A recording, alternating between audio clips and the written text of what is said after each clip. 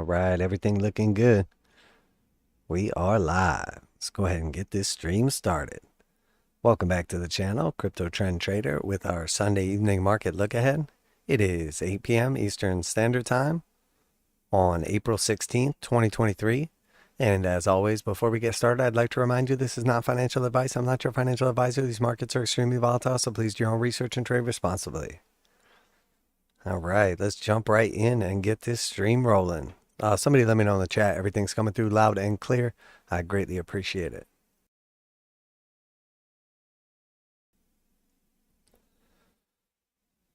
So we'll just jump in here and get started with TNX. So we did see a very important move here on TNX. We had come back up to resistance or support area, held that area for a little bit of time, saw some rejections to the downside, and then actually got to push back up to resistance. So we're now back above 3 of the 4 moving averages, and we're basically at the 200 simple. Not crazy to think that after putting in that lower low, with depending on which indicator oscillator we look at, we have higher low on our stochastics. We do have a lower low on the histogram though, but we did see some bullish divergence off those lows. And now we're getting a little bit of a pop-up. The real question is, when we come up here, are we just going to put in another lower high, which is what I suspect we'll do. And that means, you know, realistically, the rate hiking cycle has topped out, at least like short to medium term. And then we can start to see some further weakness in this. And then obviously we'll see how that correlates with the dollar volatility and some of our other important indicators, telling us that likely we're at least a temporary inflection point in the markets. So if something has been going up for a while, it's likely about to go down for a little bit. If something has been going down for a while, it's likely about to go up for a bit. So here on the VIX daily, we see we were in this descending channel. We then broke out and started in this ascending channel, and then again broke down and started back in a descending channel. So typical A, B, C type correction, something along those lines. The most important thing, once we lost this channel support, we came back up and back tested it as resistance. Then we came back down to our support again. So we're down here now at these lower levels, and every time we've come down to like a key support, even if we're putting in a lower low, we're doing it typically bouncing from that level. So even if we don't bounce today or in the next couple days, you know, we're likely very, very close to a bounce. We're also seeing some clear signs of exhaustion on the stochastics, as they are at like the lowest levels that we have seen pretty much ever, especially for a long time.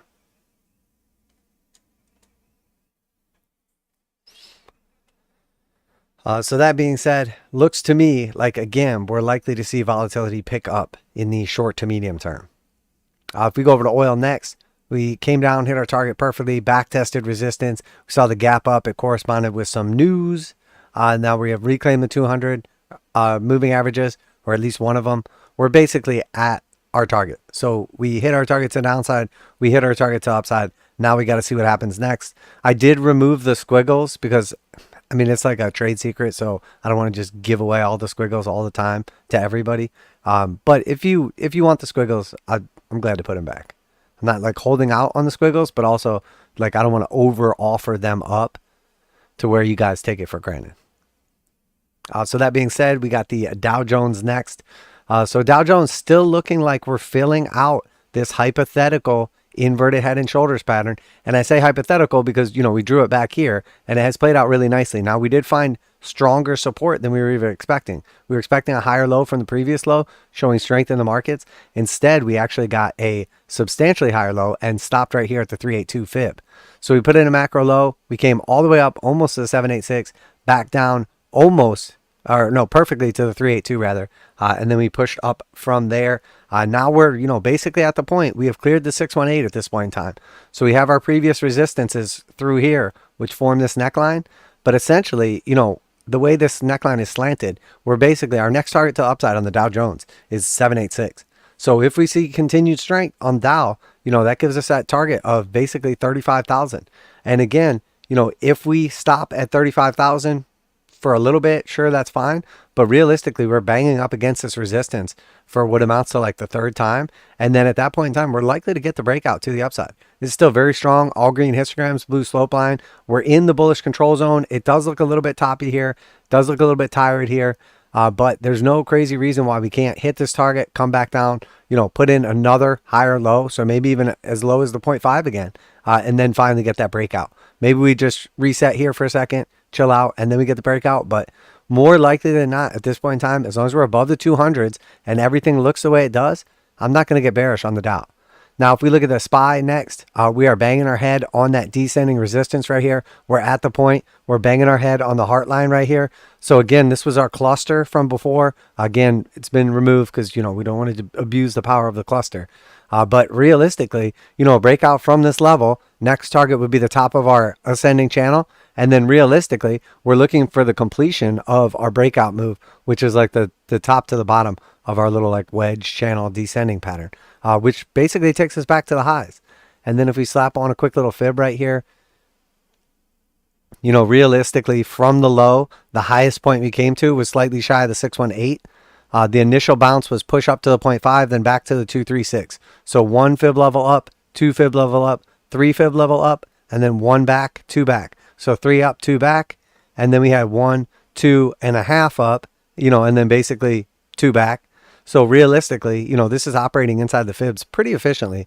So 618 seems like the next obvious target. And then after that, the 786 lines up with the ascending support, and then the measure moves. So, I don't want to be overly bullish on markets. As I'm telling you now, that as the DXY, TNX, and potentially the VIX all are looking like they're bottoming, realistically, we should expect risk on assets to be topping.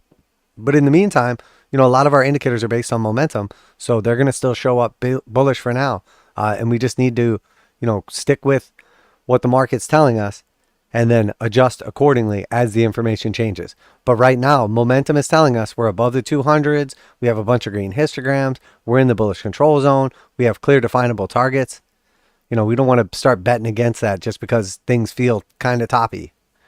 So bearish divergence here on the triple Qs, hanging out at the previous highs. So since we hit the lows, this is the highest highs we've been at right here. So we're basically consolidating at the highs. Obviously, we have that next resistance at like 333. That lines up almost perfectly with the 236. So we came down to the 0.5. We bounced up to the 382, back to the 0.5, then made our way up above, but couldn't get to the 236, back to the 382, and now we built up enough strength. And this is what markets do when they're building structure. This is literally the best kind of structure. You get a nice breakout, you backtest the area that you broke out from, and then you break out again, and then eventually backtest that area, and then just keep building structure. I mean, this looks pretty good. Compared, though, the Qs, we're seeing quite a little bit of weakness here, bearish divergence between our indicator oscillators. So maybe we get that pushback up to the 236. Everybody gets happy, they get their target. The bots, the algos, everybody takes some profits, and then we can see where it goes from there. And again, that maybe corresponds with a couple days of bullishness left in this run before we see basically DXY, TNX, some of these other things bottoming short term, volatility, etc. So IWM, Russell, still below the 200s, looking absolutely terrible. So normally we look ideally to the Dow and the SPY and tell us what's going on. But we look at all four of these for a reason. We want to know what tech's doing. We want to know what small profitless companies are doing. So in this case, tech is looking better, and IWM, Russell, is looking worse. And then SPY and Dow Jones somewhere kind of in the middle. So we'll see for now. It's trying to cross 821 back bullish, but we're at this point in time below the 200s again. So we're not going to be bullish on this when it has when it's below the 200s. There's no reason to try to buy the dog when we can get the pony for the same price, whatever the hell that's supposed to mean. We don't want to buy the trash index because it's trash. Like, there's probably a reason it's trash. That's a better analogy. So XLE energy still going strong, closing at highs since that little gap up. Corresponds obviously with the OPEC cuts and everything. Momentum now, blue slope line, bunch of green histograms, bullish control zone. Again, I don't want to get overly bearish on this thing. It looks like basically we're coming back up here to the highs. So there's still a little meat on the bone, a little 10% back to highs, and then after that, it's not quite a blue sky breakout, but at that point in time, what does this really look like? I mean, if we just take it down to the absolute nuts and bolts and just overly simplify what's happening here, I mean, what is this? We know what it is. I mean, there's not really a great way to draw that part, but I mean, that's it. That's a bullish pattern. That's an ascending triangle. We have a flat top basically. We have higher lows right here. So it means we're consolidating at this level. Every time we get to roughly the same level, the bears sell into it. So it creates this sort of like flat top here. Every time we come down to a low, like before we get to the previous low, the bulls step in and buy. So the bears have like a hard line in the sand right here where they stop, and they're not like being mean or anything. They're just taking profits at that level. And the bulls, every time price comes down, they buy it up sooner than the last time. So like, every one of these lows higher than the previous, that's a bullish pattern. Now, it doesn't mean it has to break out to the upside, but typically this gives us about like a 66% chance to break to the upside. Now, the pattern could play out for, months yet and still consolidate in this level. But realistically, we should stay bullish on this thing and just assume that it had a shallow retrace and is going higher until it starts giving us signs it's not. Because right now, this still looks very bullish. Very, very bullish. Just wanted to just take a quick look at this as well. A lot of people are covering this now. So once everybody's starting to cover something, that's better because people are being aware of it. So then we can move on to something else that people aren't covering. But in the meantime, just looking at the Fed's balance sheet. So it updated since Wednesday, obviously. We saw the massive jump back up. That's all everybody's talking about from the QE. From the high to the low, we get the bounce back up. QE's back on. The Fed pivot, easy money. But since then, we see aggressive selling coming in. And we don't see as aggressive. This was obviously a pretty big week right here. Basically, what was it? 8632 and 8705. So quite a bit here. What is that? 68? 73 billion rolling off the balance sheet in the week. And then we see 8632 down to 8614. So substantially less rolling off here, but still 18 billion. I mean, so it's not chump change. But, you can see the slope line was pretty freaking aggressive there on that last week. And then just kind of like balance back out some.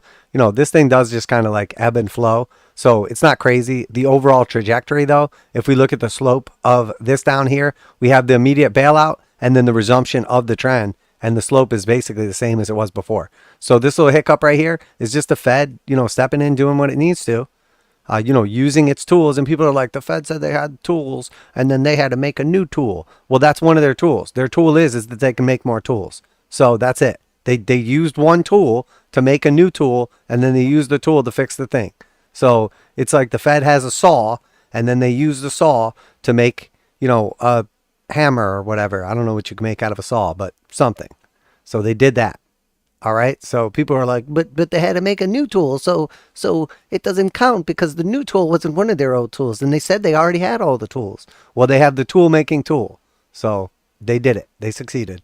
I know people are like always like hoping and winning and praying and expecting the end of the world. But, chances are it's probably not going to come. So far, it's always been a losing bet. So DXY is next. So we came down here. We put in new lows. Now, all right, this could go either way here because we could say, yes, the market did exactly what we said, or we could say, well, it fell a little bit short. So the real question is, normally I go from closes. So close-wise, we did not take out the previous low. We actually closed slightly higher. But wick-wise, we wicked down. So I'm going to we'll call it a victory. So realistically, what happened? We basically were looking for a lower low to print bullish divergence. Didn't happen because we didn't go to a new low. Maybe we still go to a new low, but realistically, we know this thing is pretty beat down at these levels, and we're expecting at some point in time at least a relief rally, even to another lower high or even to the 200 simple, but some kind of like a little bit of a pressure release at some point in time on the DXY. And I promise you now, everybody is saying like whenever everybody's bullish on the dollar, everybody's like, oh, everybody's betting against the dollar. Whenever everybody's bearish on the dollar, they're like, oh, everybody's on the same side of this bullish dollar trade. And you're like, what the hell are you talking about? Like, whatever people say, it seems like is the opposite of reality. It like blows my mind anymore. Like, you can tell which side of the trade everybody's on. Everybody was bullish on the dollar while it was going up, obviously, because that's why it kept going up. But to say everybody's bullish on the dollar now, when it's like melting down, confirming into a bear market, like, is absolute absurdities. So we'll see what happens right here. But if we see a bounce in TNX, if we see a bounce in DXY, if we see a bounce in volatility, we know that's going to correspond with all these risk on assets that have been on hella big runs lately, selling off. And that may even translate, we're going to talk about crypto here shortly, that may even translate to Bitcoin topping out and then the alts really running. And we're seeing that play out in real time, which when we get to that weekly Bitcoin dominance chart, it really, really shows up. And, once again, we've gotten pretty lucky positioning ourselves for now, because Bitcoin looks like it's ready to break down, but a lot of the altcoins are just now breaking out. So there's a possibility we're going to see at least a short time, break away from each other. So that being said, Tesla underneath the 200s, underneath the 821. The 821 bear crossed again. The slope line has flipped red. We pushed back up. We got rejected at the slope. We didn't print any bearish divergence. We didn't hit the 200 simple, unfortunately, which again, we don't need to do everything perfect every time. But when we do, we know the probability of success for whatever we're expecting to happen is substantially higher. So the more confidence we have, the more confidence we can have in that trade or that position or that movement. So here we're seeing that weakness. We're seeing it play out in real time. But really, Tesla is just consolidating at this levels.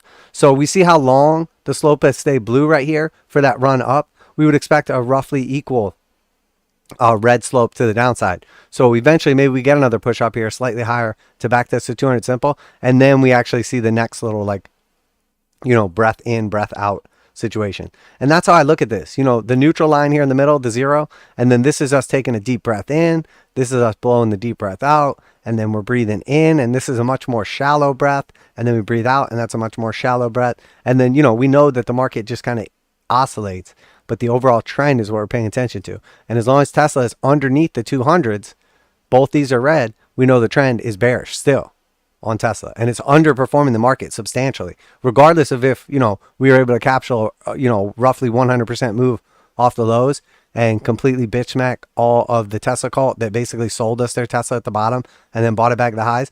Regardless of all that, this is one of the weakest assets on planet Earth at this point. Nah, I shouldn't say that. One of the weaker ones we look at, but still strong. But look at that in comparison to Microsoft. Microsoft on top of the 200s, bull slopes are blue, putting in new highs, back testing the neckline of this support, breakout from the neckline likely takes us to new highs, or the bear case is that actually we just hit the 618, we just hit the top of the channel, and this is just a macro ABC. So we're going to find out soon. It's either, we're getting ready for the C, the next leg down, the new lows, or the retest of the lows, or these things just going to rip to the upside, and life just gets so much easier. And I know people are like, you're bearish. And by being bearish, you just mean I'm not bullish all the time. I agree. I'm bearish when the markets are telling us to be bearish. But do I always want everything to just go up forever? Yeah. Of course. Apple. Again, we talked about this resistance. We talked about the 786 from the previous high. That's where this one topped out as well for the previous high. Lots of resistance at this level. We talked about the potential short position. I'm not shorting Apple back down into resistance, especially when it's one of the stronger stocks. But if you got the balls, by all means, or really, you don't even need gigantic balls to do this. Matter of fact, you could argue that even with one single ball, an eyeball, that you could technically short Apple. You don't even need any of the other kinds of balls or even a second ball. You just with one. And technically with voice dictation and stuff, you don't even need eyeballs at all. You could go without. So yeah, so I guess you really don't even need balls to short this, but I didn't do it. And I have 4 balls, the regular amount. So I guess maybe it's not a ball issue. All right, that got weird. So Google on the daily is next. So we took out that high right here. Absolutely beautiful. Google finally showing some strength after just being a complete weak sauce asset. So we are approaching the top of the channel and the 0.5. We have our next target, the back test of the white 236, but the internal retrace 0.5 here in yellow also. So around 112, but really we're looking for about 116 or 117. But again, we have to look at that as potentially 5 waves completed, and now, we're just ready to rip to the upside, or we can look at it as an A, a B, and then potential C, and we go much lower. And you know what? We don't really know right now, but this is just now confirming bullish for the first time. 200 simple is very close to flipping blue, and at that point in time, since we went bearish back here at 138, that's it.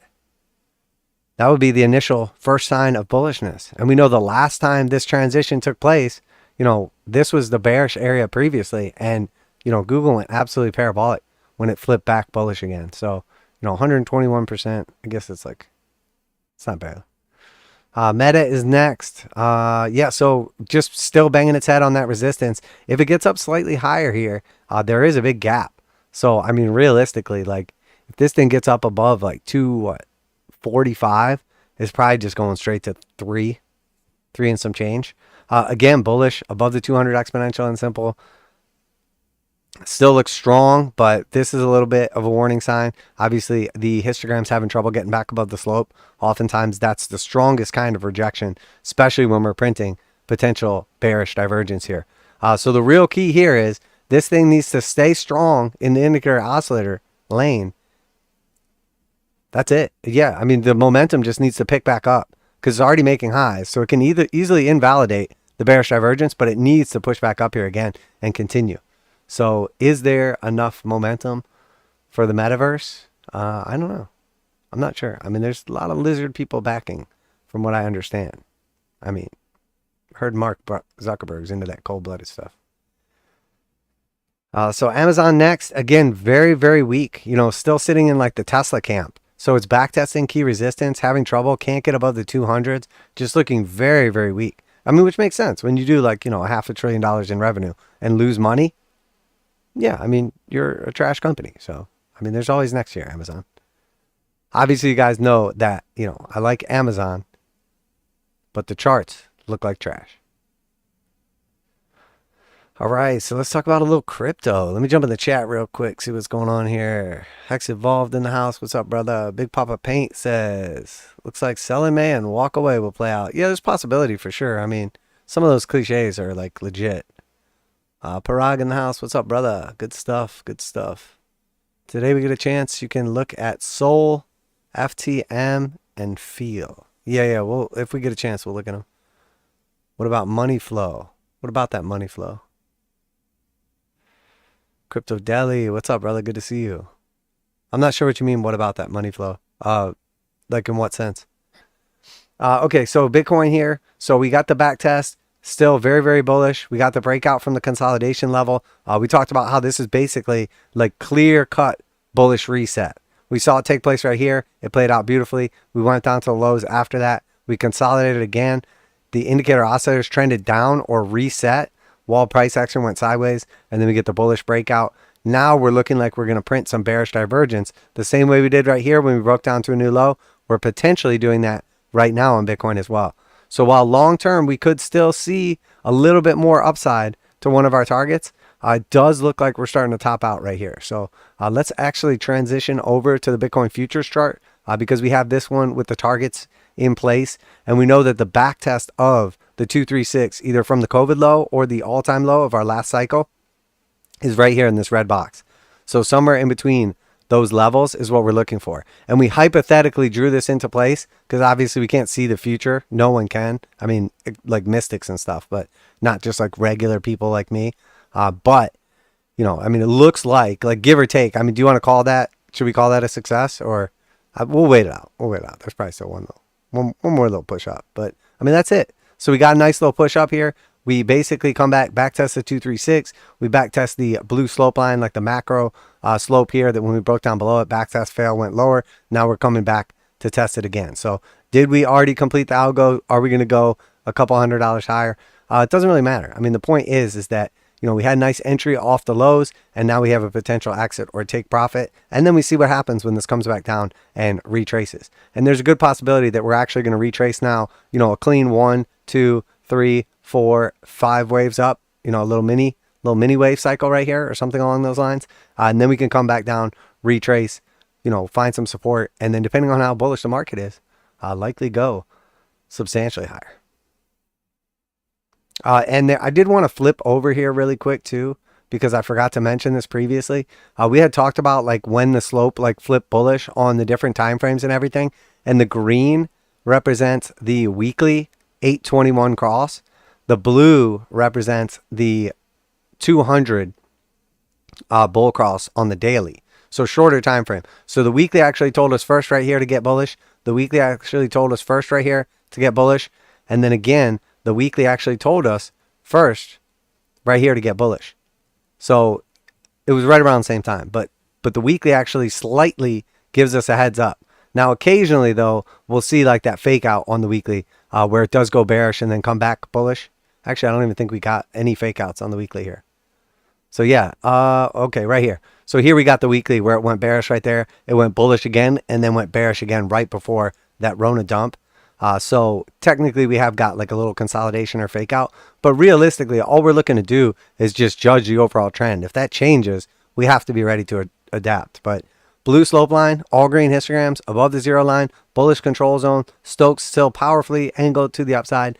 Looks like there could still be legs on this rally, you know, other than a couple $100. Is it possible that we backtest another key resistance around like 3,800? It's definitely possible. I would not, if we came back like a month from now and we were like, oh man, Bitcoin hit 3,800, like, is anybody surprised? Like, everybody would be like, no, not really. We talked about it a lot, like kind of a lot. But also, if we end up topping out right around this area, it's not going to be crazy either. But when we look at the macro and say, okay, what does that really mean? Well, here we were in the bullish control zone. That was at our previous all-time high. And then we hit the bearish control zone here and dead cat bounce. We hit the bearish control zone here, dead cat bounce. We hit the bearish control zone here, you know, and that was our macro bottom so far. And then we moved up here, hit the bullish control zone, sold off, little retrace, back into the bullish control zone here. So the real question is, if we went all the way from the bullish control zone here to the bearish control zone here, to the so far bullish control zone here, are we just going to put in a lower high when this trend eventually gets exhausted at 32,000 or 38,000 or whatever? Or is this just going to be the beginning of the next bull market? And no one knows. No one knows. The best way to tell, though, is to see, you know, from our low, our next low after that, you know, arguably you could say this was like a slightly, you know, a little back test and then push, or you could just say that was our next lowest low. But the thing we're looking for, the most important thing, is if we just keep putting in higher lows and higher highs, there's no reason not to be bullish on the market when we have momentum and all these other things in our favor. And that's how I look at it. Just keep it simple, you know, and longer time frames, the better. So Ethereum is next. So, you know, for a long time, we were selling rips, you know, shorting or hedging or whatever you want to, you know, say. But now we're back to buying dips. I mean, that's what it is. You know, the best buy a dip play we've ever seen in all of existence was the one where we nabbed the backtest of the 200s perfectly on Ethereum, on Bitcoin, on everything. It was the best trade ever, literally in history. There's no other better trades. Well, I mean, we'll see. I mean, assuming, you know, that Ethereum goes to like 20,000 and Bitcoin goes to 1 million. I mean, I think that's pretty much a given at this point in time. I mean, let's not exaggerate, but it's going to happen, right? Right? Guys, I signed up for the cult. I hope you know. I'm in the cult now. But I don't know. I know you're supposed to just pick one, but I'm just going for all of them. I'm all in on all the crypto, like the trashier the better. I'm in the cult. I'm in it. I got my XRP like membership thing in the mail the other day. So I've got that. It's here right now if you don't believe me. Other stuff too. What are some other shit coins? Because I might have joined that cult too. Avalanche? Nah, I didn't get it now. Sorry, that's too shitty. Even I got to draw the line somewhere. All right, so let's look at ETH here. There are some important things taking place. Obviously, crushing it, backtest, the 0.5. So from the high to the low right here, we're now at a 50% retrace. We had that initial push up and then back to the higher low. Oh, that was a macro 382. Okay, yeah, sorry. So yeah, higher low. And then we're pushing up, backtesting that previous level. So we know the next likely target is going to be the 618 if we're going to continue to the upside. And that's that $2,561 target that we've been talking about lately. And where does that push come from? Where does that extra momentum come from? Probably when Bitcoin breaks down on, we're looking at the 4-hour time frame, and the 821 bear cross is like basically inevitable at this point in time. It's just a matter of time before it basically falls out of bed. So that's what we're waiting for. And what we're hoping is that, let's do a little more on Ethereum and then we'll talk about that. How that money likely or possibly potentially goes into altcoins. And that gives us that big fuel for, you know, the pull out of Bitcoin dominance and the push up on altcoins. So we're looking at this Ethereum internal retrace. Everything's looking good. We're looking at the slope line here, both blue right here, the 821 bull cross off the 200s, momentum bullish. Everything looks good for right now. We have that same level right here, which would be the equivalent of where Bitcoin's at right now. And then this is our like 38,000 Bitcoin level. So again, Ethereum is stronger. It has taken out the high right here. It's close to approaching what would be the equivalent of that 38,000 level. And, you know, that would potentially, you know, line up with this 618. So we're looking for that 2,536 target. But at that point in time, we're looking for at least some temporary exhaustion, potentially some bearish divergence, and then, you know, a little exuberance coming back out of ETH. So if we look at the total crypto market cap close right here, this was big. We consolidated at resistance for 4 weeks straight. What happens when we consolidate at resistance or consolidate at support? We likely break through it. So that's what we did. We ate through resistance, ate through resistance, ate through resistance. No. Got a new high. So now when we look at this and we look at these macro levels, we broke through that resistance level right here. There's still a little chop on the way up, but realistically, we're looking for like 1.8 trillion, which if you look at the breakout was 1.16. That's roughly a 50% move to the upside. So if you're in the super trashy trash coins, they're going up a few 100%. If you're in something, conservative like Bitcoin, maybe goes up like 30%, but the average would be 50%. Obviously, it's not financial advice. I'm not your financial advisor. All these cryptos are going to zero. So just, gamble responsibly. Bitcoin dominance on the weekly. So this is what we really want to talk about, okay? It looked like last week that Crypto Daddy was going to get bitch smacked by the markets, and I was about to be wrong about this resistance, this rejection. And then what ended up happening? I mean, that big green candle got rejected real quick, and now we see that shooting star develop. We saw it, essentially developing towards the end of the week, and now it has closed bearishly. So it looks like exactly what we said happened. We've been trading inside this range forever. We buy support at the bottom of the range. We sell resistance at the top of the range, aka we buy altcoin trash at the top of the range, and we buy Bitcoin trash. Bitcoin is good at the bottom of the range. So we want to sell Bitcoin and buy trash coins. That's what we did. So far, it's working. It worked other times when this happened. Now, if it breaks out, that's when we're wrong, which it tried to psych us out right here, but, this is not our first rodeo. So nice little rip off the bottom right here. Nice little run up from the bearish control zone to the bullish control zone. But now Bitcoin's running out of steam, and it's time for the trash man cometh. Let me put it that way. So if we take these stable coins out, we can see that this is substantially stronger without the stable coins in here. So what do we know? We know that risk was on. Everybody was moving out of stable coins into cryptos, either Bitcoin or trash altcoins. And now what we're seeing is that money that's come back into the market was favoring Bitcoin substantially. This slope is getting more and more aggressive here, as opposed to the just sideways consolidation with the altcoins and the stable coins. And now here we're seeing that weakness play out again. So if we lose this level at 52, next we're going to do is retest this ascending slope line. If we lose that ascending slope line, that is the big altcoin rally that we're looking for. And when I say big, I'm not talking about new all-time highs. Most altcoins are probably going to zero before they go to new all-time high.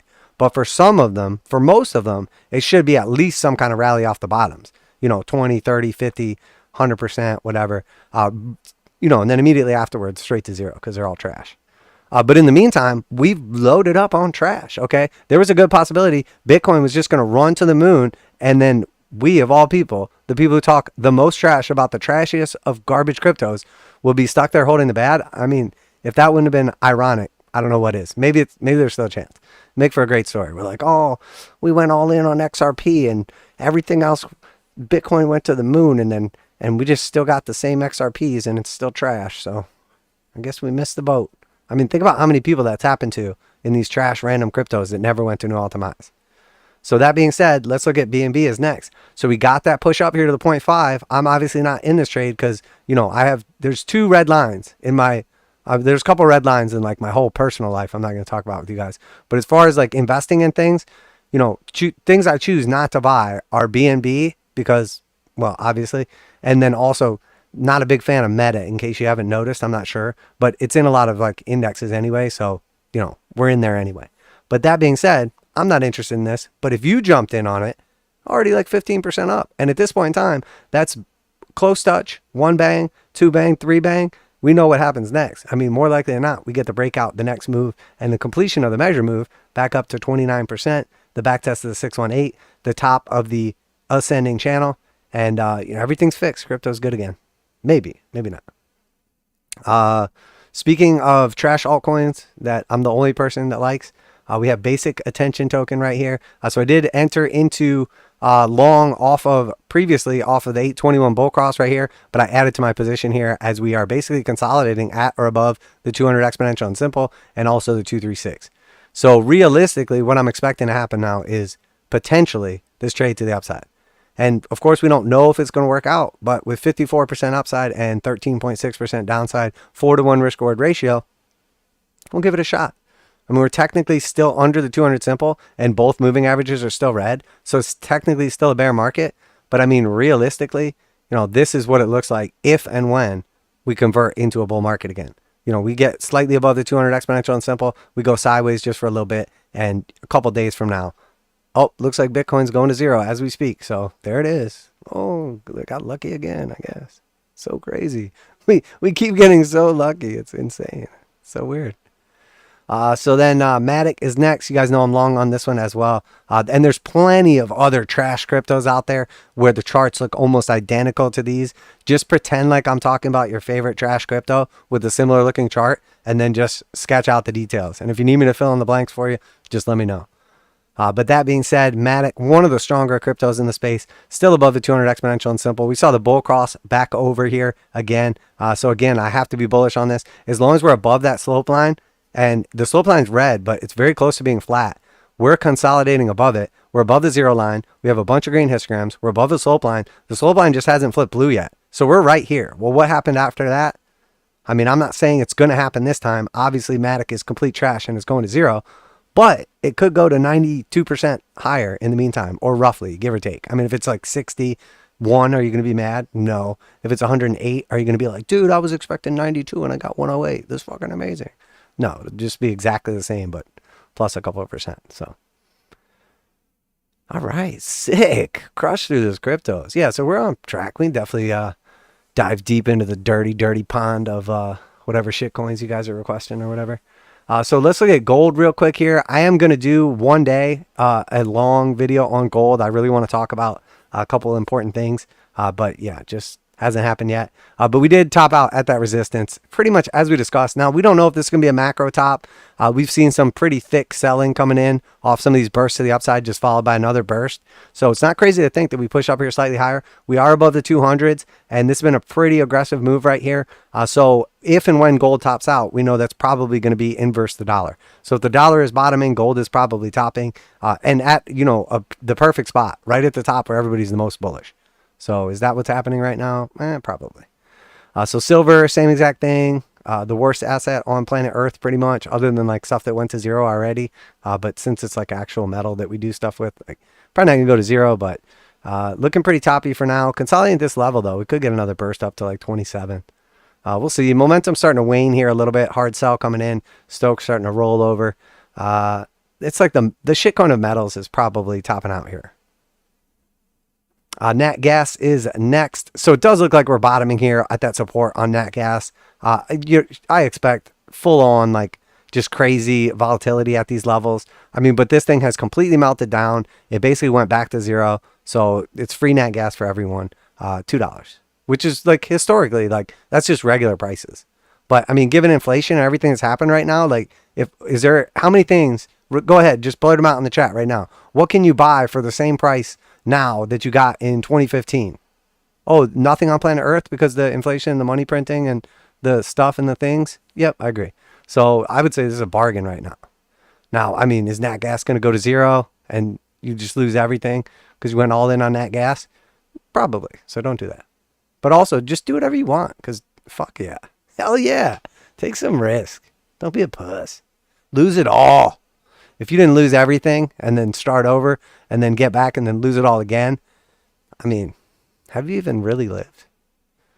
So Neo is next. And this is Neo, the car company. We are still in this dirty, dirty dog for now. But I mean, it's just literally hanging on by like a hair, by a thread. I'm surprised it hasn't even broken down here from yet. Already, I should say. But maybe that was just a big fake out. We'll see how this plays out. I mean, it's a nice setup. If it fails, it fails. And maybe we'll end up getting back in it again. But in the meantime, we'll leave it open, see what happens. So China in general, though, not looking amazing. BABA is one of the stronger ones, still above the 200s. We could look to potentially backtest and pick up right here if we're still expecting this inverted head and shoulders play out. Very, very similar setup to the Dow Jones as well. Baidu looking kind of weak right here. Again, did something very similar that the Dow Jones did as well. So these markets are really just trying to figure out, hey, is this really the beginning of a bull trend? Or is this just are we going to start looking like the Russell here soon? Break back down below here and just look like trash. Bearish divergence playing out nicely. starting to see some signs of exhaustion at these levels and potentially bullish divergence ready to play out off the 200s. Now, if we do lose this level, though, I mean, this is going to look like a very, very clear double top, and then the measure move takes us down somewhere around like $100 again, somewhere around there. But honestly, I would probably look at that as a buying opportunity, short to medium term. I mean, China looks pretty bad here on the charts. Uranium is next. Again, speaking of like stuff that just looks like trash and people are like acting like it looks great. Uranium looks like trash. This is URA, but just in general, the space. Like a lot of these things are breaking to new lows. Cameco looks slightly stronger. There's a couple others that look better, but you know, we're basically just consolidating below the 200s. Like if this was decently bullish even a little bit, we would just be consolidating above the 200s.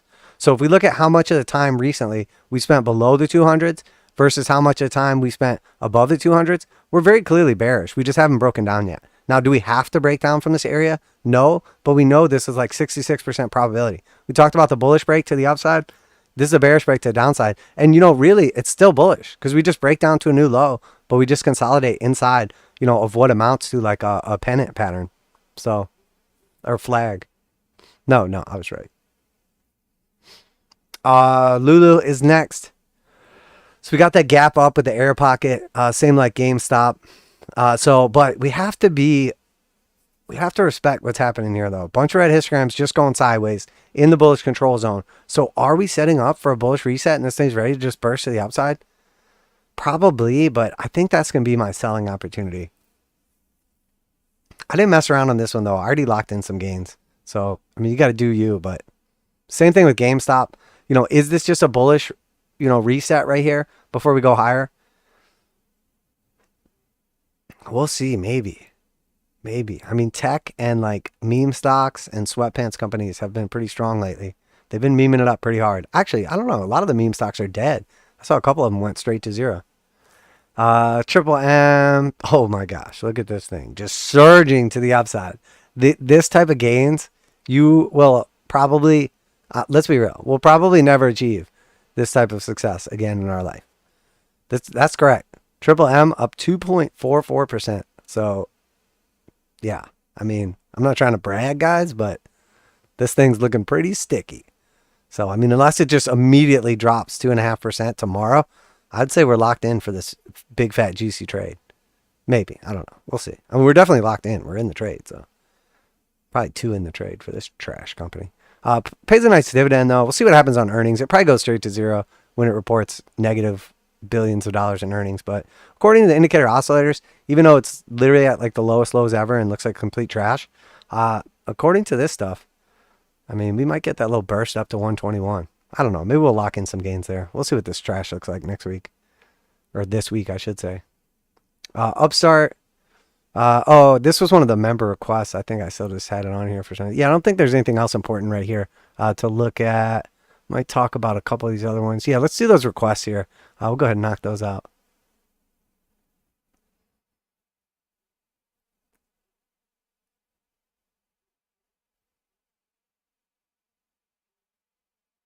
What were they again? It's been a while since we checked to see the velocity of the dollar. Oh, yeah. I got you. Dollar velocity. I'm not sure they're updating that chart anymore. Like, part of me thinks that they stopped updating it. I thought it updated once every quarter. And the last time I looked at it, it should have updated in March or like slightly after. And it didn't. So I don't know what's going on with that. Part of me thinks that maybe they discontinued the M2 money velocity. We should be able to look for a different one, but it was just something random I noticed last time we looked at it. Cool sheet. What's up, brother? He said, what's up, brub? I think I'm going to stay Safu and start de-risking before the sell me. Yeah, I don't think that's necessarily a bad idea, but I've been long crypto since November. Yeah, I think honestly, like it's more about just making sure you're protected in case we do see like an aggressive sell-off. But if the momentum stays in our favor, like we really don't want to be like overly selling. Like typically I want to lock in gains on like an actual like trade setup. But if we're in an actual like trending bull market or potentially, oftentimes I'm more likely to buy dips and less likely to take profits along the way. Obviously, you know, you can do whatever you want, but I'm not necessarily looking to like get out of positions so much as not necessarily like enter a bunch of new ones. Same with like earnings. Like if I'm already in a nice position and I have a decent entry and I have clear defined risk and all that, I'm not usually just going to like close the trade. But if I see earnings coming up in the next like, few days, I'm not going to open a new trade because I don't really have an advantage on earnings. And if there's one time in the market where you're just going to like basically gamble, it's essentially gambling on earnings because I don't have an edge as to what's going on like internally in these companies. So I'm just flipping a coin that we don't get a 20% down move or, potentially 20% up move. I mean, but like something like Lulu, we were already in that trade substantially like before the earnings. And then by the time all that went down, we got that like 15 whatever percent gap up. But I wouldn't have just entered that trade like 2 or 3 days before earnings, just like guessing or hoping or wishing that they were going to do well. Wouldn't be surprised to see a surge to the mid 30s to fake out May meme sellers. Yeah, definitely a possibility. I mean, that like 38 target is like our next big resistance after like 32, 33. Ham 25K. Hexavolve says, I can still get XRP cheaper even with high inflation. Exactly. There you go, my dude. That is a great point. That's a great point because we can distinguish now between something that's cheaper because it's a weird situation like nat gas and something that's cheaper because, well, it's XRP. So just less people give it value. So it's naturally less expensive. But that's a great call. All right. So what were those requests? Why don't I see them? There's like 6 messages. I can't find them. Oh, there we go. Sol, FTM, and FIL.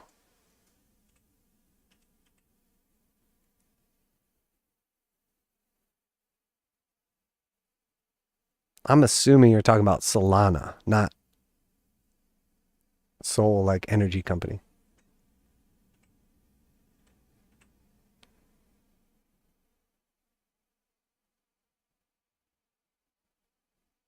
All right. All right, so here we got Sol. So we'll take a look at that one. And then FTM, I feel like that's the one you've been asking about.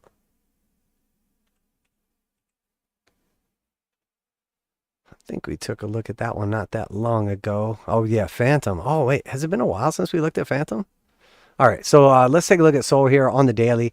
So we had that nice trade setup play out here off of the lows, basically 13 bucks, back test of the 200s. So that's a move. You don't know when it's going to happen. Here it failed. Here it failed slightly, broke down, and then here's a nice one. Now that being said, once we broke out back tested the 200s, it consolidated between the 200 simple for a while, and then finally broke up and retested the 200 exponential. So even though we didn't technically go higher, we back tested, a higher resistance because we would have had to go even slightly higher than that to hit the 200 exponential. So instead, now we fulfilled that. We hit the target 200 exponential. We just did it later in time. So it's lower in price. But if we extend, do we want to keep any of this? I don't think we need any of this stuff now. Let's go ahead and delete all this. So we just go from our top resistance here to our all-time high to our lowest low right here. We see we're now consolidating above the 236. The next target would be the 382. We see it's trading very, very technically based on these levels. I mean, we see constant resistance and support all through these levels, like almost perfectly off of this resistance and support at the horizontals from the fibs. So the 382 seems like an obvious target. 29 bucks. I mean, that's still not bad. That's like $5 from here. It's 20%. Is that right? Has this thing just moved that much? Wow, it looks so little on the chart. That's what she said. Yeah, so I mean 20% to the upside to the 382. Momentum in its favor, bullish control zone. The thing is, this thing is still weak sauce. It's still complete trash. It's below the 200s. They both still have a negative slope. But as long as we're kind of consolidating this level, we're basically above 3 of the moving averages and below 1. I really just think the upside target's probably there. So I think this thing probably goes to 29. Now, you can't really get an entry from this level, though, just because there's no way you're going to be able to manage risk for a fresh position. I'm assuming you're already in this, but because it's basically just, I mean, we're in the middle of the range. It's a coin toss. We're at 1 200 above the other one. So realistically, like you would expect if this thing sells off, it's coming down to 200 simple, which is 16%. And if it goes up, it's going to the 302, which is 18%. So it's a coin toss. And it's technically still a bear market, but I mean, this is basically like, if it's going to flip bullish, this is it. So that is Solana. Check out the old Phantom. Oh yeah, this one traded real technical back in the day. Oh yeah, that beautiful double top got everybody wrecked. We know that. So yeah, same thing from the high to the low right here. We see pretty technical again, very clear. So I mean, we know what's going on here. There's bots and algos doing the same thing we're doing. Like, this isn't rocket science here, folks. Okay, we figured out what all the important people are doing, and then we just do that too. So it's working very well. And we'll just keep doing what works. Don't overcomplicate it. We don't get it all crazy. We just be consistent. And right now, the 382 is resistance, and it looks like it wants to go higher. It's above the 200s. They both have a positive slope. 0.5 is the next target, 74 cents. And that's a big move from here. So if Big Daddy Phantom gets its nut, we know what that is. I mean, that's that, you know, what we were talking about earlier with the Bitcoin dominance. Bitcoin dominance gives up the GOAT. I mean, that's it. That's that 50% move. And market cap, rather. That's the 50% move right there. You know, that's what I would expect everything to do roughly in the crypto shitosphere or whatever it's called. So yeah, I mean, nice little, is there a trade setup there? I mean, it's a tough one because this is more like what I did with the bat trade. Okay, we're not at the like 200s resistance, but we're at a clear line in the sand resistance. We just tested it. We put in a higher low since we tested it at a key level, and now we're pushing up here, 821 bullish again. So your basically choices are to like buy the breakout, skip the trade, or take like a continuation trade with a super tight stop loss. Because again, we're going to end up in a position where if you try to use a stop loss at the 200 simple, or exponential rather, and that higher low, it's going to be a 20% stop loss. So it basically kills like the trade setup. Well, all right, it actually doesn't. It's still 2-to-1. So, I mean, yeah, realistically, you could run a 20% stop loss. If it breaks below the 200s, exponential, you get out of the trade. You could run one super tight. You know, if we break below the 821 and it starts threatening it, you get out with like a 6 or 7% loss. But realistically, I mean, you're just basically saying like, hey, we're going to break out. And when we do, we're going to go to the 0.5. Is that going to happen? No, of course, this thing's going straight to zero. But, you know, statistically, you could be wrong and bet on this and still win, which is the beauty of a 6-to-1 or even 2-to-1 risk reward trade setup. So not bad. Looks like it's headed to the 0.5. Target on Phantom is 73 cents. Yep. All right. Might as well nail that last one while we're at it. What was that other one? FIL.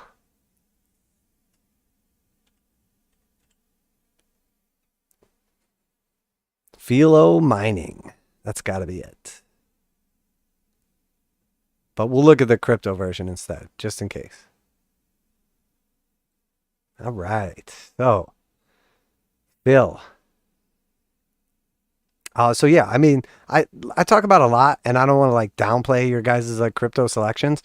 I mean, but this is my exact point, is like when you go to these charts, there's only like 3 ways a chart can look. It's either like, oh, it's really bearish and still looks bearish, or it's like really bearish and then it looks bullish. It's above the 200s and they're blue. And then there's like this one.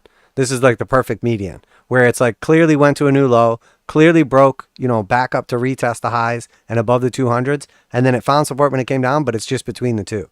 So this one is like neutral. Like, you know, our Teslas still look like trash. Our, what other ones?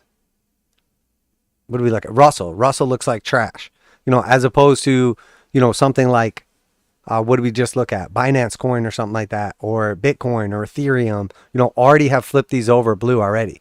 This one's getting there, but it's still not one of like the winners. It's still not one of the stronger ones. What I do like about it though is the histogram is above the slope line. It's above the 0 line.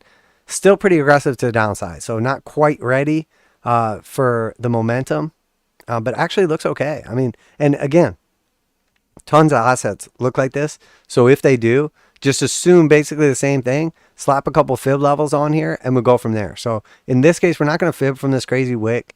This is probably just not the best, probably not the best chart to be on. but we'll just go from that swing high to the swing low down here. And we see that's a 236 consolidation. That's the 200s. Again, this is very, very similar to what I said for basic attention token, where you're basically banging up against the last key moving average. You have a key, horizontal support here as well. And then after that, there's a big upside potential. So the way I'm looking at this is essentially, and again, I don't know if this is, I'm assuming you're probably already in this. Definitely not like the best time to enter some of these things after they've had crazy runs. But I mean, you can still put something together there. That's 114% upside if it gets to the 382, which it's probably not gonna, because it's going to zero. But if it does, 114%. And even with, the most like conservative of stop losses, well, the most conservative would be a new macro low. But, the second most like realistic / conservative would be to use a 200 simple, this previous swing low right here, or this previous swing low right here. So if we close the swing low below that previous low, then we have to be careful because we're probably going to go revisit the lows. So that gives us a clear defined area to place our stop loss. And I know what you're thinking. Dude, you do the same thing every time. You don't have to explain it to us. You're right. I don't. But it helps in case there's new people. So plus, reiterate, we say it over and over again. It keeps us in good habits. So 23% downside, 114% upside. It's 5-to-1 risk reward ratio, to double your money. So even if it's a coin toss at this point in time, it's pretty neutral. I mean, this thing's been getting its dick kicked in for literally years. I mean, it tried to go to zero really, really hard. It made it down to $2.40. So it got close. Now keep in mind too, this thing is literally worth zero. That's what it's worth. That's its actual value. $227. Okay. And it's currently trading at $6. So there's nothing here. It's complete garbage for sure. It's 100% garbage. I don't care what the project does or who it's going to help or like what the white paper says. Whatever this is, it's worth zero. But it doesn't mean you can't scalp it. Okay. Get that 100%. And who knows? I mean, if it's going up 100%, might as well just go up 1,000%. Just because it's worth zero doesn't mean somebody won't pay you for it. 266% if it goes nuts. Yeah, I mean, this one's got some serious upside potential because it almost went to zero. So, I mean, these are the real winners. I mean, like a lot of people probably lost everything, but 97%. Oh my God, it's still down 97%. That's not even from that wick. We're not even counting that because it's just too ridiculous. Let's see how low it got. Let's see how the altcoin limbo. Oh my God, that's crazy. This is arguably the worst altcoin. I mean, there's probably some that went down the full 99%, but I mean, this thing got close. Now, keep in mind here, I'm measuring this in real time and I'm not using the magnet tool. So this could be exaggerated, but 98.99%. I feel like, can we stretch it? Can we just stretch it to the full 99? I feel like we could have. We were pretty close to the wick. We'll call it 98, but it was pretty close. It almost went to zero. It was 1% away from zero. So close. So close. But yeah, I mean, so if this is the bottom, the ones that go to zero, this is like the Amazon of the future here. Now, this will probably never serve a purpose and definitely never be as good as Amazon. But I mean, the upside potential when Amazon dropped, 90 whatever percent, it was there. And you could argue, Amazon was a trash company back then too. So whatever FIL is, could be your lottery ticket. And by it could be your lottery ticket, I mean, there's a very, very small chance that you make it big, but very, very high chance that you wasted your money and it goes to zero. But I mean, scalp the hell out of it. Shit, let's go. Let's go. I mean, you do whatever you want, but there's definitely a strong case to be made for a scalp there. Parag says Solana. Yeah, I know. I'm just messing with you guys. I just assume whatever it is, it's the worst version of the ticker possible. You're like, this one's a company and the other one's a crypto. I'm like, it's obviously the crypto. J Hoff. Yeah, I got you, brother. Filecoin? What do? It's like digital files. They like store your files for you. They're like, here, we put your file. We stored them. We've organized your files in Filecoin. It's a digital ledger. Crypto Deli says, Biddy just shat itself. Yeah, it did. What happened? Guys, when we talk about what's about to happen, it's not supposed to literally happen midstream. I mean, we got to give people time to get in their positions. This stuff's not supposed to play out like in real time. But the truth is right here, though, with Bitcoin, obviously it's going to zero. I mean, we know that definitely today, probably by the end of the stream at this rate. But let's take a real look at this thing on the 4 hour, because we didn't really do the breakdown. And matter of fact, we're going to get out of here after that. I don't want to go too crazy long. Oh, we're still under an hour by like 10 seconds. We're fine. So here we had the 821 bull cross. Obviously, we got super bullish again after that crazy consolidation. And then we consolidated here, put in that low, broke out to the new high, bearish divergence printed. And then here we saw the 821. They tried to save it on the last 4 hour right here. And we got that rejection. It pushed up pretty hard, got sold into really hard, indecision candle, and now Big Daddy dump status. But this is the area where actually there's support. Like there's a bunch of areas where there's no support. You know, when we basically like cleared through this level at like 28.69, you know, we basically busted through that and then just shot straight up. Well, this was our first back test of support right here. So we're at that same level again. So we would expect the bulls to basically come in and try to defend this previous low. So what they're going to try to do is stop this from closing a 4 hour low below that, because that's going to look bad. Now, it doesn't really matter technically because we put in a new high since then. So once we have a new high, we put in a low, then a lower high, then a low again. But realistically, this should just be one high, one low, and then the next high is what matters. So we don't quite have enough for this to be like the breaking of the trend. We're very, very close to the 821 on the 4 hour breaking down though. And we'll see how the altcoins correspond, because they may actually hold up a little bit better. And then when Bitcoin does consolidate, if it finds support at this level or at the 200s or wherever it decides to, which I think it's going to find support right here. I mean, this was our target. So, you know, and obviously Bitcoin just does what we say. What if we did the fibs? Yes. I mean, look at that. Oh, yeah. What are those? I mean, look at this. We basically bottom. Back test at 236. It acts as resistance. We form this little triangle. We explode through. Wait, sorry. I said 236. I meant 886.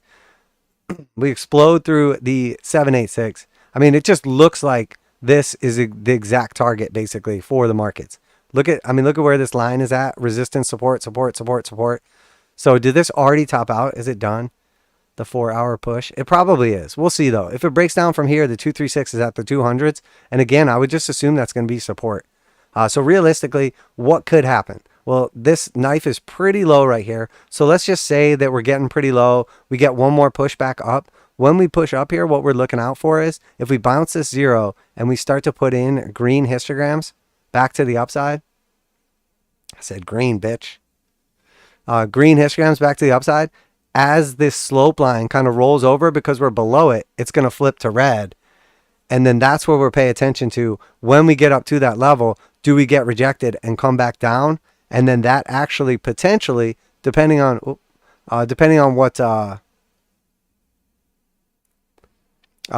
happens right here with the 821 bear cross, and obviously like what's going on with the histogram, if this gets a bounce right here and then comes up and puts in a new high, which could be slightly higher just to fill like that futures target, that would give us potentially like a third drive of bearish divergence. Because we already have a high, then a lower, a high, then a higher high, a high, then a lower high, high, then a lower high. And now we're potentially, you know, in a position where if and when we bounce from this, and now I'm not talking about like right now, like in the next 15 minutes, but you know, over the next couple of days or whatever, we could see find support here or even slightly lower. And then we get that third drive up. And we know like, when we get a little bit of bearish divergence and confluence is good, especially if it corresponds with like the 821 break, but we didn't technically even lose like a key support level. I mean, this was kind of important, but come on.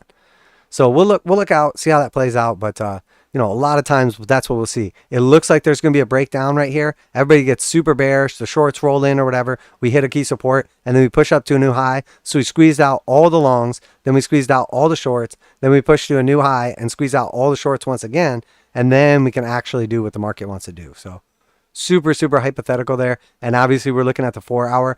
But what would that actually look like on the daily if it did play out? Probably something along the lines of a back test, potentially to the 21, and then new highs, or finding support around this level, a slightly new high, and then eventually the retrace. But you guys know on the macro, and we don't want to hold our breath and just pray and hope and wish that we get this, but we have clear bearish divergence right here, still above the slope line. But what we're really looking for is the same way we built structure when we get a push up here and then a push down to a higher low. We get a nice push up here when this does top out. If this has already topped out, when we come back down, we're looking for support to hold around 25K. And the longer we spend up here, you know, the higher these moving averages are going to go. So by the time we retest 25K, the 200 exponential might be right there.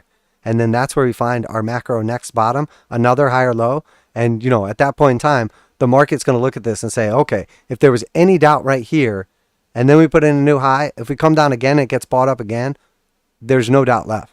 The whole market flips bullish. And then Bitcoin goes straight to 100,000. And then it jumps because there's nobody even selling. There's no one would ever sell their Bitcoin once we're a blue sky breakout, because why would you? I mean, what are you, some kind of pleb? And then it just jumps right from the 100,000, no sellers. And then once it gets to 1 million, a couple people probably, there'll be like 1 or 2 Bitcoins for sale. Some people will take profits at 1 million. Most people will just ride it out because once it hits 1, it's probably just going straight to 2. You don't want to sell at 1 and then it goes to 2, obviously. So you just hodl it for the rest of your life, forever. All right. So yeah, that's it. So, and that's how you hodl. So, all right. Finish that one off with a strong message about hodling and sarcasm as well, and how important those are. Pity just shed. It's Crypto Daily going to be a quick slide down to 29.8. Doesn't hold. Yeah, if it doesn't, I think it will, at least for now, at least short term, temporary. I would expect a back test of that 821 bear cross, which is basically just like we get a big red candle and then immediately afterwards like a big green candle, something along those lines. So we'll see. But yeah, we'll go ahead and wrap it up there. And then Bitcoin becomes the world currency. That's right. It takes over everything. And then the central banks are like, oh, you suckers, we created Bitcoin. And then you thought that we were going to make this new central bank digital currency, but really it was Bitcoin the whole time. So you built out the network for us and built trust. And now we got you, bitch. Lesson learned. So yeah, that's it. So what happens to XRP then? Because I thought XRP was supposed to be the central bank digital currency. XRP really turns out to be like the evil twin of Bitcoin, and then they battle it out. I don't know. XRP is trash, guys. Come on. Didn't even hit 65 cents. It's garbage. All right. So yeah, we did it. We made it through the assets. We looked at the stuff. We had fun. Did you guys have fun? I had a good time. Yeah, going to be a good week. Looking forward to this one. I'll see everybody in the group all week. Going to have some pure action plays. And then Wednesday, we'll see you guys for another stream, 8 p.m. Eastern Standard Time for our midweek market update. And obviously, I want you guys to remember the secret to all of this. Okay, the most important thing, arguably the one thing that everyone needs to remember more than anything else, and that is that this is not financial advice. I'm not your financial advisor. These markets are extremely volatile. So please do your own research and trade responsibly. But with that being said, I'm going to wrap it up there. If you want a good joke, look at the XRP versus BTC. Yeah, I'm sure it's absolutely terrible. When I look at the XRP chart at all, it just makes me sad. Not for myself, but for the others. For the dead XRP army, which somehow they're still members, but it's probably just bots. Maybe XRP will just be like bot farms in the future or whatever, and they'll be like, oh man, I got that XRP, I'm scratching. All right, I'm out of here. Stop playing around in the crypto dumps. So yeah, that's it. It is, what time is it? 9:09 p.m. Eastern Standard Time on April 16th, 2023. As always, I am Crypto Trend Trader, and I'm getting the hell out of here. And remember, it's not financial advice. I'm not your financial advisor. These markets are extremely volatile, so please do your own research and trade responsibly.